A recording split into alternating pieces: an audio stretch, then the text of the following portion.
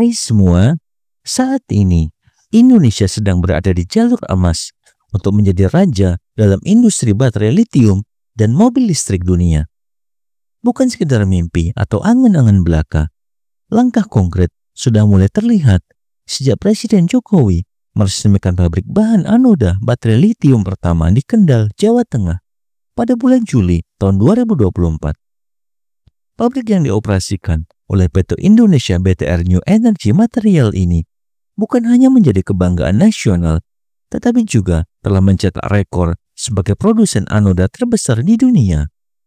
Dengan dibangunnya pabrik ini dalam waktu kurang dari setahun sejak kesepakatan di Beijing, Indonesia membuktikan bahwa kita mampu bergerak cepat di era global yang penuh dengan kompetisi.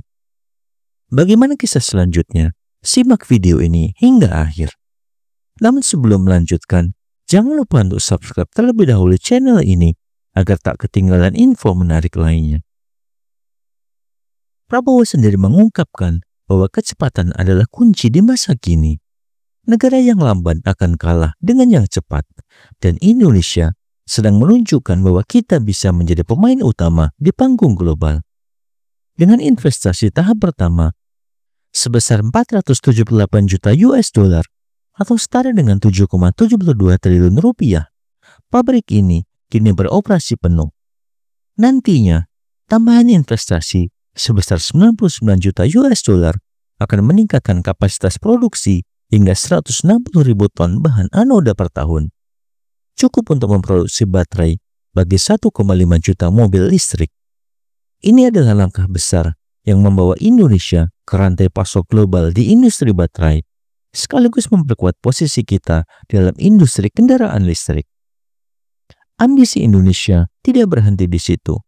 Pemerintah juga mendorong manufaktur mobil listrik dalam negeri dengan dukungan dari raksasa seperti Hyundai dan LG Energy Solution yang telah membangun pabrik baterai di Karawang dengan investasi awal sebesar 1,2 miliar US dollar. Pabrik ini akan menyuplai kebutuhan mobil listrik Hyundai di Cikarang yang kapasitas produksinya meningkat dari 20.000 menjadi 70.000 unit per tahun. Hyundai bahkan sedang membangun pabrik baterai pack tambahan dengan investasi sebesar 42 juta US dollar. Hanya Hyundai, Wuling juga menginvestasikan 500 juta US dollar untuk memproduksi baterai di Cikarang. Semua ini menunjukkan bahwa ekosistem mobil listrik kita sedang tumbuh secara terintegrasi dari baterai hingga kendaraan jadi. Pemerintah juga aktif mendorong ekspor mobil listrik buatan Indonesia ke lebih dari 50 negara. Beberapa merek seperti Neta, Chery, Sokonindo, dan Ceres juga sudah memiliki pabrik di Indonesia. Hal ini bukan hanya membuat Indonesia menjadi basis produksi global, tetapi juga menegaskan bahwa kita bukan lagi sekedar pasar konsumen. Bayangkan, mobil listrik buatan Indonesia melaju di jalanan dunia. Ini adalah mimpi yang sedang diwujudkan. Mobil listrik tidak hanya memberikan peluang besar bagi ekonomi nasional, tetapi juga memperkuat kemandirian energi Indonesia. Berbeda dengan kendaraan berbahan bakar fosil yang bergantung pada impor minyak, mobil listrik memanfaatkan nikel dan bahan tambang lokal lainnya yang melimpah di Indonesia.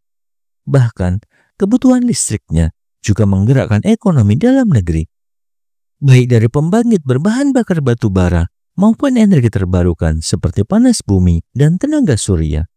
Semua ini menunjukkan bahwa mobil listrik mampu menjadi penggerak utama berbagai sektor industri dalam negeri. Dukungan terhadap mobil listrik adalah dukungan untuk masa depan Indonesia. Ini bukan hanya soal teknologi, tetapi langkah strategis untuk memperkaya bangsa, menciptakan lapangan kerja, dan mengurangi ketergantungan pada negara lain. Dengan sumber daya yang melimpah, tenaga kerja yang kompeten, dan teknologi yang berkembang, Indonesia memiliki peluang besar untuk menjadi kekuatan baru dalam industri global. Mari kita dukung perkembangan mobil listrik sebagai bagian dari langkah menuju Indonesia yang lebih maju dan mandiri. Bagaimana menurut pendapat Anda? Silahkan tuliskan di kolom komentar. Dan jangan lupa untuk like dan share video ini jika bermanfaat. Sampai jumpa di video menarik selanjutnya.